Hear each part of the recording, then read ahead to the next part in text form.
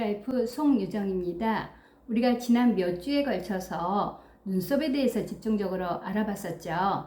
눈썹 정리하는 방법, 또 얼굴형별로 눈썹 그리는 방법 이렇게 알아봤는데요. 눈썹을 계속 강조하는 것은 눈썹이 우리 얼굴 이미지의 80%를 좌우하는 그런 중요한 부분이기 때문입니다. 여러분, 아름다운 눈 하면은 어떠한 눈이 떠오르세요? 쌍꺼풀진 눈? 아니면은 커다란 눈?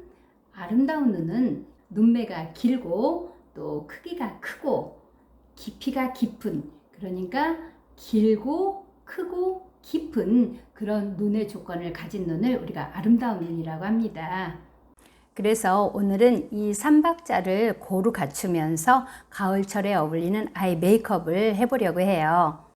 아이 메이크업의 그 첫 번째로는 아이섀도우 종류인데요. 아이섀도우 종류는 우리가 가장 많이 사용하고 또 실제적으로 아주 다양하게 색상이 나오는 이런 케이크 타입이 있겠죠. 이런 4가지 정도의 색상이나 아니면 조금 더 많은 색상, 비슷비슷한 색을 모아놔서 사용이 간편한 이런 케이크 타입도 있겠고요. 그리고 이런 원칼라 섀도우도 이렇게 나오고 있죠. 또 펄 제품도 있죠. 이런 식으로 해서 조금 화려함을 연출할 때 사용하는 이런 펄 제품 같은 경우도 있고요. 가루 타입으로 이런 통에 들어있는 것도 있죠. 또 아주 간편하게 사용할 수 있는 이런 펜슬 타입도 있죠. 오늘은 제가 가을 색상으로만 좀 준비를 해가지고 나왔거든요. 이런 리퀴드 타입도 있죠. 그래서 이렇게 요즘 이렇게 섀도우가 자기가 선택해서 쓰기 좋은 그런 제품들로 다양하게 나와 있습니다. 두 번째로는 섀도우 색상을 고르는 방법을 알아볼 건데요. 케이스 열면 다양한 색상을 가지고 있는 것을 볼 수 있는데요. 섀도우 케이스를 열었을 때 제일 먼저 베이스 색상을 정해야 되겠죠. 어떤 색으로 메이크업을 할 것인가를 미리 한번 생각을 해보는 거죠. 붉은 계열로 할 것인지 아니면 약간 베이지 톤으로 할 것인지 이것을 먼저 정해 놓고, 붉은 계열로 하고 싶다 그럴 때에는 이 색상이 베이스 컬러가 되는 거죠. 그리고 브라운 계열로 하고 싶다 차분하게 그럴 때는 이게 베이스 컬러로 되겠죠. 베이스 컬러는 색력이 튀거나 그러면 다음에 메인 컬러 바를 때 색이 강하게 표현되기 때문에 이런 베이스 컬러는 좀 펄감이 없고 튀지 않는, 다음에 오는 메인 색상을 받쳐줄 수 있는 그런 색을 선택하는 게 좋습니다.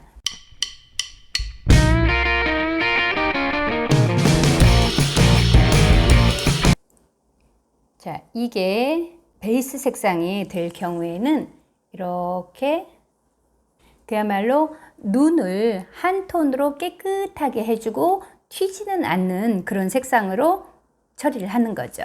그리고 나서 그 다음에 메인 컬러를 고르는데요. 그날 아이 메이크업의 중심이 되는 색이 되겠죠.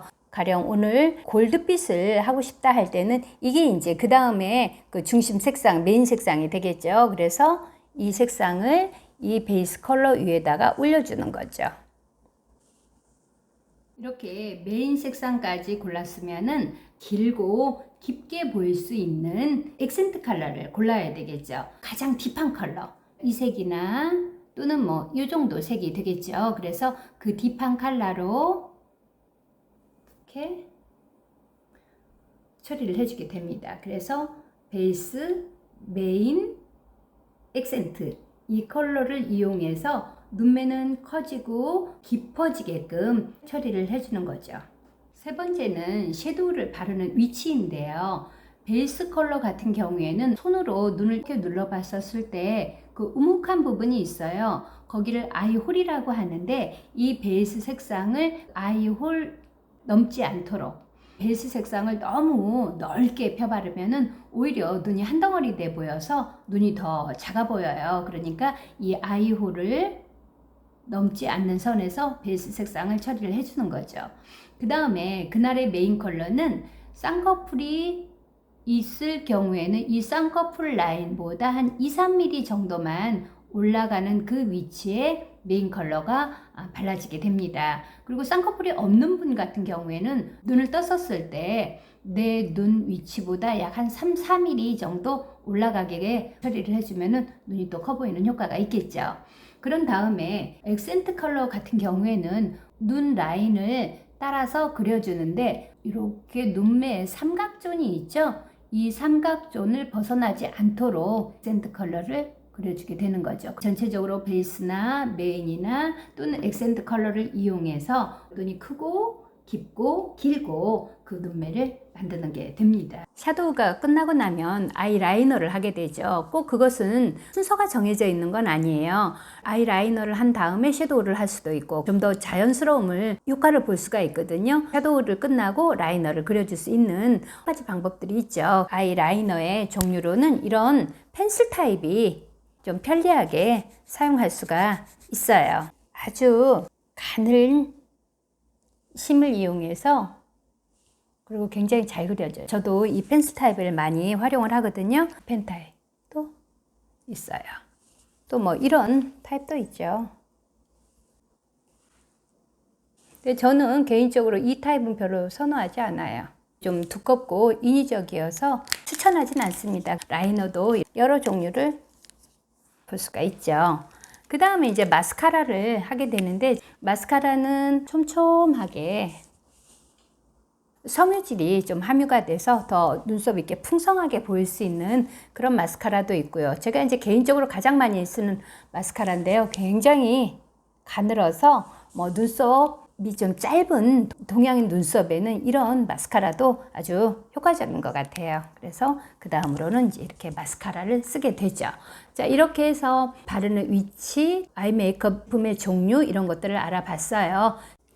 메이크업을 할 때 간혹 질감이나 색상 선택이 좀 난감할 때가 있어요. 뭐 옷색에 맞춰야 되나 뭐 여러 가지 기타 등등 생각이 많아져서 좀 곤혹스러울 때가 있는데 그럴 때에는 계절에 맞추는 게 가장 좋습니다.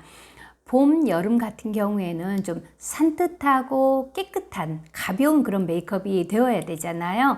그래서 질감 같은 것도 가벼운, 너무 크리미해서 두꺼운 메이크업이 되지 않도록 립이나 섀도우 같은 경우는 색상을 너무 따뜻한 색상을 쓰게 되면은 칙칙해 보이잖아요. 오히려 그 계절에는. 그리고 가을, 겨울 같은 경우에는 촉촉하고 따뜻한 그런 느낌의 메이크업이 돼야 하기 때문에 파운데이션이나 팩트 같은 거 선택할 때 너무 매트하지 않는 걸로. 그리고 립이나 섀도우 같은 경우에도 또 너무 한색 계열의 차가운 색상의 색을 선택해서 계절과 비껴나가는 그런 색상을 피해주는 게 가장 좋습니다. 이렇게 기본만 지켜줘도 안정되고 세련된 그런 메이크업으로 표현이 됩니다. 요즘 마스크 착용이 필수이다 보니까 눈만 드러나게 돼서 인상이 좀 드라이 보일 수 있는데 오늘 펄감을 이용한 이 아이 메이크업을 통해서 여러분들이 가을 미인으로 거듭나시기를 바라겠습니다.